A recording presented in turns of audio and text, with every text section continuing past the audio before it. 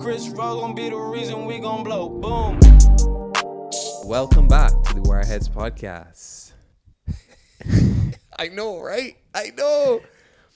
Yeah, like dust those vocals off, man. I know. We official. You hear these vocals? Silky. Huh? Silky, smooth, and most sensitive. Sensitive, warm. These vocals just breathe warmth into me. Do you want to hear something? Something nice and sultry. I know, right? Guys, it's so good to be back. It's been a minute.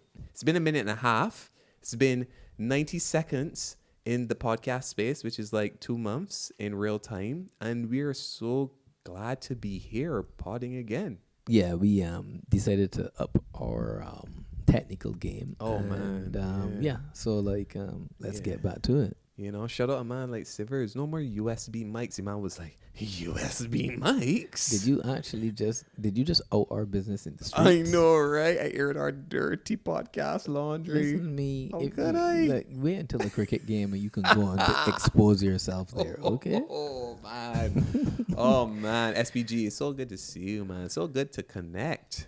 Yeah, man, for real. Just in case you did not know, I am SPG. And it's your boy, Trezale. And we are the Wireheadz podcast. The Wireheadz podcast. You better believe it. Put some respect on this podcast name. Put some respect on our name. All right, SPG.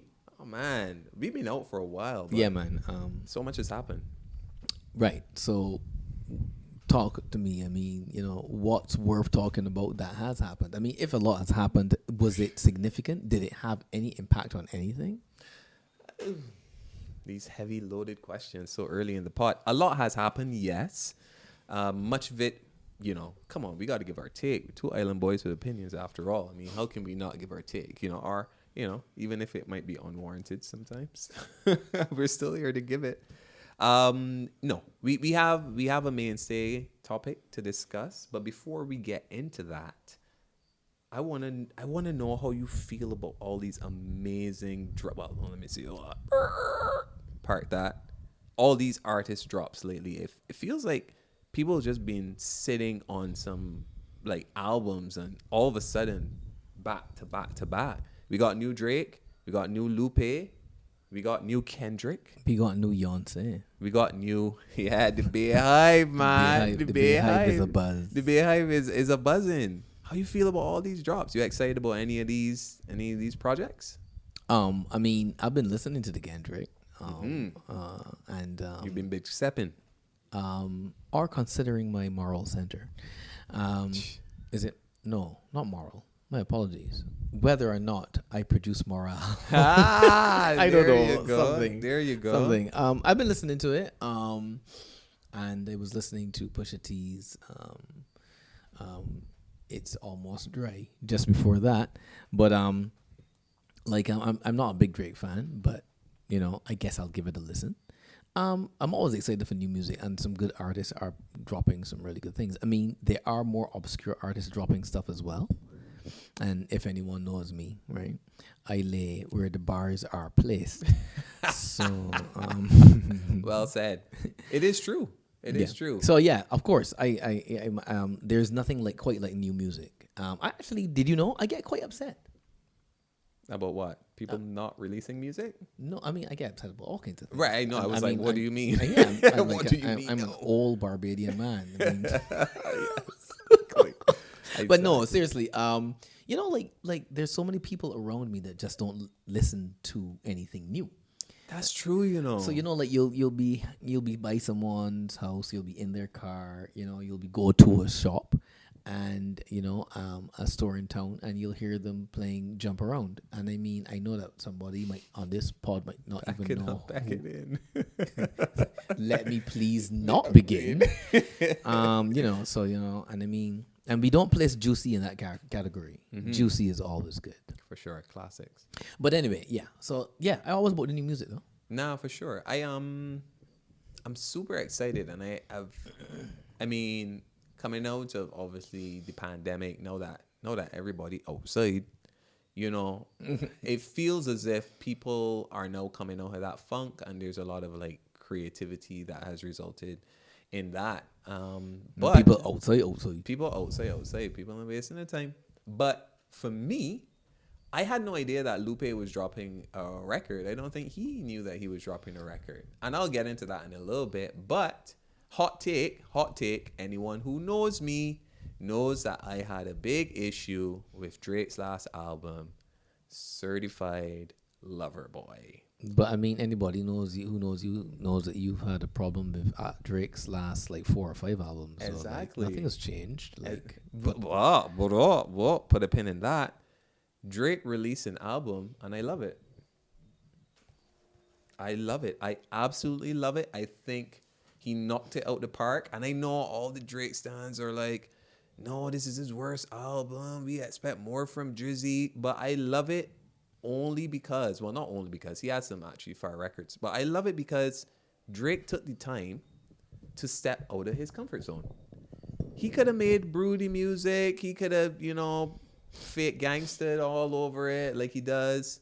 But he didn't. He stepped out of his comfort zone. It's so refreshing to see an artist on his level that didn't need to, because he's like one of the biggest pop stars in the world, if not the biggest. And he actually went out on a limb and created a dance album. And he got a lot of flack for it. And, a lot of artists came to his defense, most notably J. Cole. And I think he put up something on his IG basically saying, I wouldn't know because I'm not on IG, but someone sent it to me. Yeah, I took that social media detox. He put on his Instagram that, it's cool if you don't get it. Eventually you will. And I was like, oh, whatever, Drake, whatever. I saw that. I remember that. mean? And then I was like, yeah, whatever. But that's before I listened to it. But the truth is, it's really good. It's actually really good. So most notable is Massive, Texco Green, I think that was called. Sticky, which is my favorite. And then he actually has one with 21 Savage, which is actually a really, that's like one of the only tracks that he actually raps with. It's like a dance album. It's like, it felt very inspired by his main guy, The Weeknd. And shout out to Drake for doing that. I rate it for sure. And I think he broke some streaming records for a dance album. But anything Drake puts out in whatever category is going to break a record at this point, right? So, yeah. All right. Well, it's a new day for the pod because Trezale, but here defending Drake, me. So fanboy the man. I got over get tatted off on my chest. You relax. I haven't listened to it. When I saw that it was a dance album, you know me, I was like, not your genre. Not my genre. I know. I guess I'll listen to it once and see what it's about. I'll get back to you. All right, no worries. And then Lupe came out. Yeah, Lupe just dropped, right? Yeah, Lupe dropped the album. It's called Drill Music in Zion.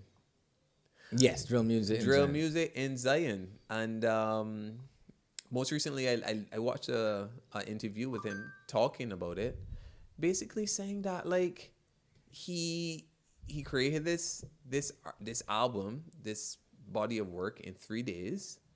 Because he wanted to test himself. Lupe is he's so eccentric as a rapper or as an individual. And he talked about where all of it came from, and all the like Easter eggs that he placed inside the music. I love a good lyrical, miracle, spiritual. So I'm very excited to be diving into that project. And yeah, I think you should too. I think you'll love it. Okay. I think you love it. It's almost right. Meh. I love Pusha, but meh. It didn't do it for me. I quite like it. Yeah. I'm not a dope dealer, so maybe that's why. Neither are you. Neither are you. But I mean, I will say that maybe it has something to do with a myriad of things.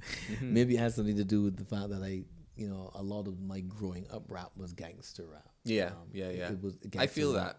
that. Gangster rap, came out at that time, and I listened to a lot of that in my teens. I don't know what it is, but I don't mind hearing about this world that these people live. But or the world that they don't live and they create in their minds. Because there's that. There's that. But I really liked Hollywood of rap music. I really liked it. I really liked It's Almost Dry. I'm quite really about that. And I don't think I'm not going to talk about Kendrick's album now. We can do a deep dive on that one. Yeah, we can do a deep dive on that as well. Mm. I mean, I can say that Because there's some problematic things in there for me. oh wow, yeah, we had some. There's some problematic things in there for me. Yeah. I mean, maybe we don't get it. No, you think you get it? Shit. I hope I don't get it. What was that? Because what I'm What getting, was that I noise? don't. Because what I'm getting, I don't like. Well, don't let me say that. It's a tale of two albums, isn't it? It's a tale of, you know, he created a body of work, yes, and he's saying some stuff in there that really resonates with me, and then he just, in my opinion, has some questionable features and some questionable bars that kind of didn't align with what I thought Kendrick stands for, and yeah, I'm a bit at odds with that. Just as a man, as a black man in society, I expected more from K Dot.